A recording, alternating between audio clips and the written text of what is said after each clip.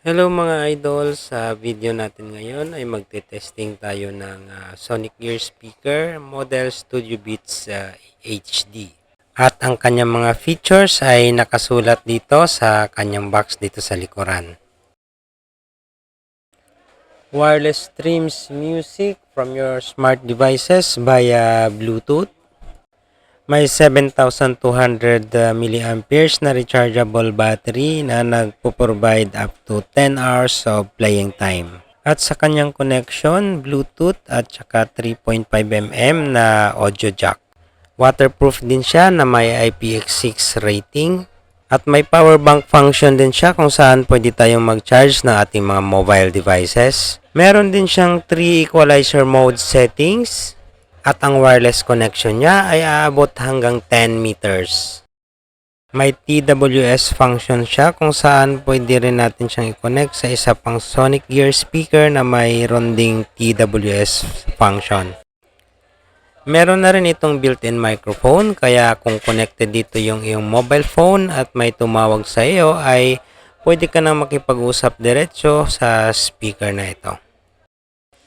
Pwede rin siya mag-play ng music galing sa ating USB flash drive.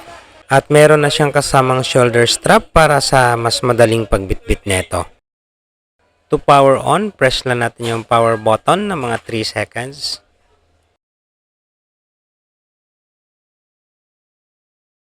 Bluetooth. Pagka power on natin, naka-Bluetooth mode na po siya. Kaya ang susunod ay magko-connect tayo gamit ang ating mobile phone para matesting natin. Bluetooth is connected. Ang speaker name natin ay Studio Beats HD at connected na tayo. Ngayon ay magpi-play tayo ng music para matesting natin.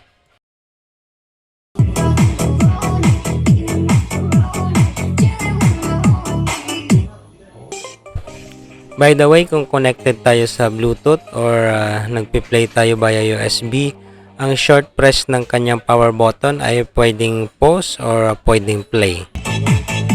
Habang nasa play mode po tayo, ang long press ng plus icon ay para sa next track at ang long press ng minus or negative icon ay para sa back track or back to the beginning of the track.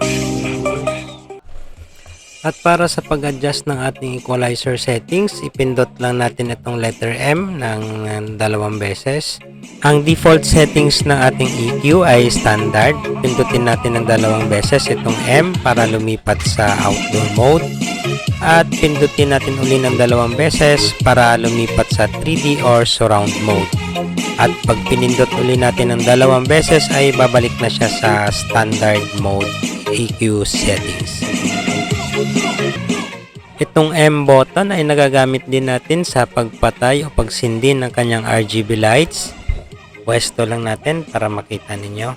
Para mabago natin ang RGB light settings, kailangan lang natin pindutin ng 1 beses ang M button.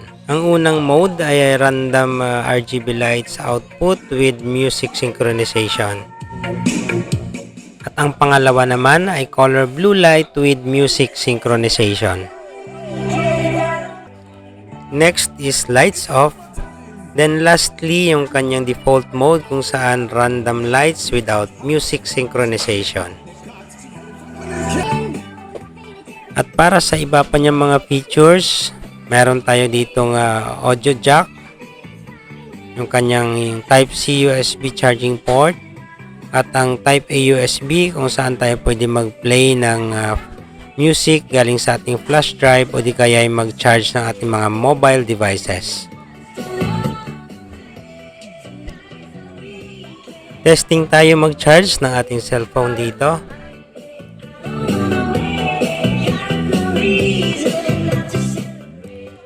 Working good, charging yung ating cellphone. Bluetooth. Bluetooth is connected.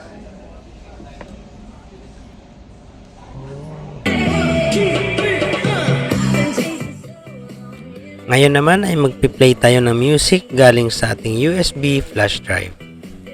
Play by USB. magko-connect din tayo ng ating audio cable dito sa ating auxiliary port. Line. Wala lang tayong maririnig na audio kasi wala tayong kinabit na audio source. Play by Pag USB. tinanggal natin yung auxiliary cable ay babalik lang siya sa pinakahuling source niya, itong USB flash drive. At kapag tinanggal natin itong USB flash drive ay babalik siya sa kanyang Bluetooth mode. is connected. At i-short press lang natin itong power button para ma-play natin ang audio na galing sa ating Bluetooth source. So kung i-rate natin ang speaker na ito, para sa akin, sulit na rin yung presyo base sa quality ng tunog na ito.